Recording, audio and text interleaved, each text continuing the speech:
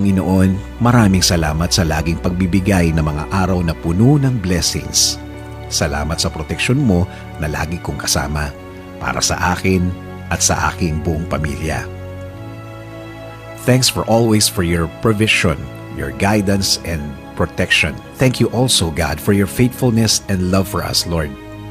Panginoon, i-bless niyo po ang aking plano sa aking buhay at sa aking pamilya.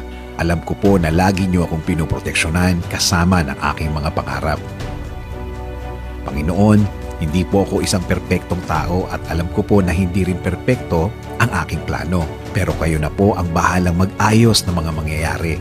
Dahil naniniwala pa rin ako, Lord, na ikaw ang mas nakakaalam ng bukas.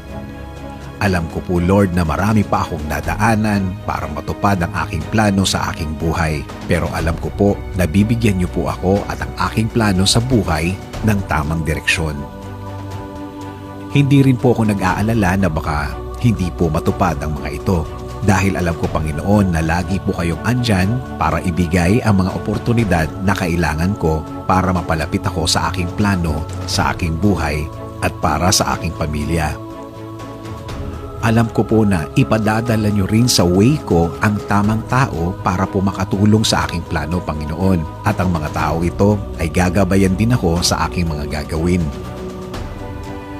Lord, please clear my mind always so I can focus on the things that I need for my plan. Ilayo niyo po ako sa mga bagay na maglalayo sa akin sa magandang plano para sa aking buhay. Kaya Lord, I am submitting my plan to your plan. Alam ko po na kapag kayo ang nagplano, mas malinaw at mas makabubuti sa akin at sa aking pamilya. Lord, please keep me safe and my family always. Kayo na po ang bahala sa amin at sa aming mga bukas.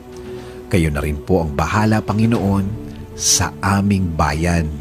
Patuloy kaming magtitiwala at maniniwala sa inyong grasya, Panginoon. This is our prayer in Jesus' name.